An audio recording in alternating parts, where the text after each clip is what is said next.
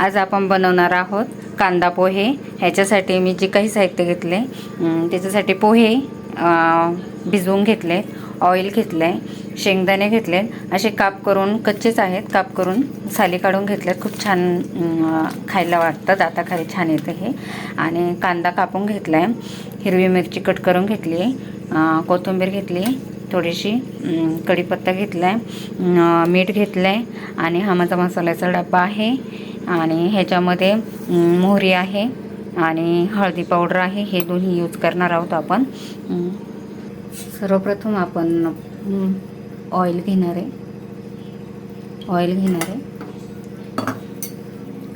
आणि शेंगदाणे छान असे फ्राय करून घेणार आहे। ते क्रंची झाले ना की पोह्यांमध्ये ते खूप सुंदर लागतात, छान लागतात। ओके, पहिल्यांदा आपल्याला जिरं टाकून घ्यायचं आहे।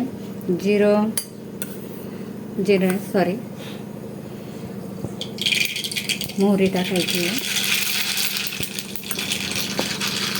आणि मग ऑनियन कांदा टाकून घ्यायचा आहे, तेल उठणार नाही अशा रीतीने।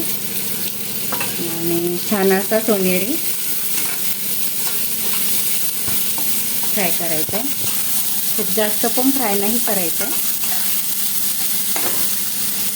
त्याचा फ्लेवर आपल्याला थोडासा कच्चा असा पण आला पाहिजे। आणि आपल्याला कांदा पोहे बनवायचे, त्यासाठी आपण कांदा मोस्टली जास्त वापरलाय।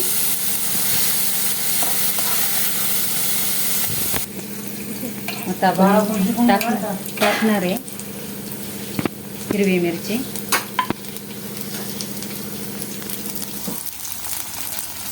टाकणार आहे, छान फ्राय करून घेते। फ्लेवर त्याचा कांद्यामध्ये उतरला पाहिजे। आणि आता कढीपत्ता टाकणार आहे थोडासा,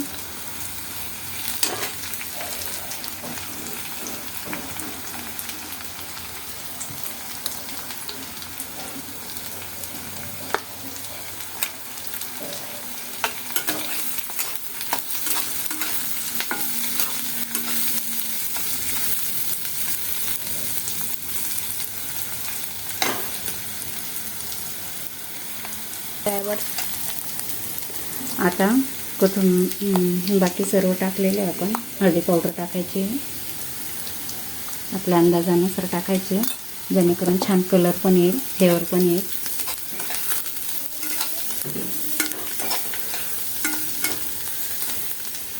आणि आता फायनली भिजवून घेतलेले पोहे घालणार आहोत।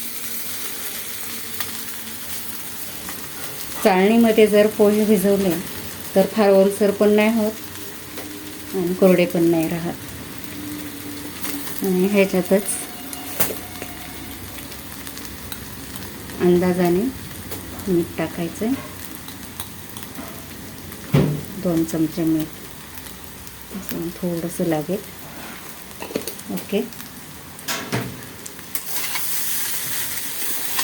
आणि ह्याच्यातच आता आपण फ्राय करून ठेवलेले शेंगदाणे नंतरून टाकलेले शेंगदाण्यांमध्ये क्रंचीपणा राहतो आणि खूप सुंदर फ्लेवर होतो पोह्यांमध्ये।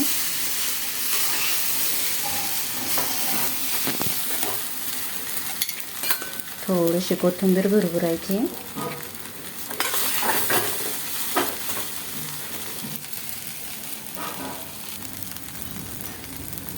खूप छान कलर आलेला आहे, एक पण पोहे व्हाईट नाही राहिलेला।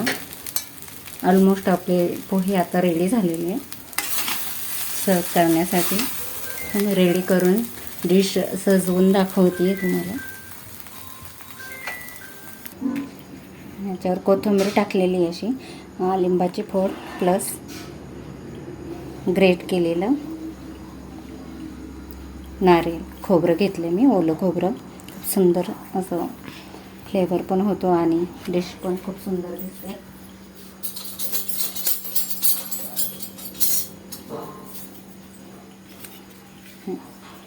खूप सुंदर असे पोहे, कांदा पोहे आपले रेडी आहे. खूप छान असा सुगंध पण आणि फ्लेवर पण खूप छानच असणार आहे. Okay, thank you. Subscribe and like. Bye bye.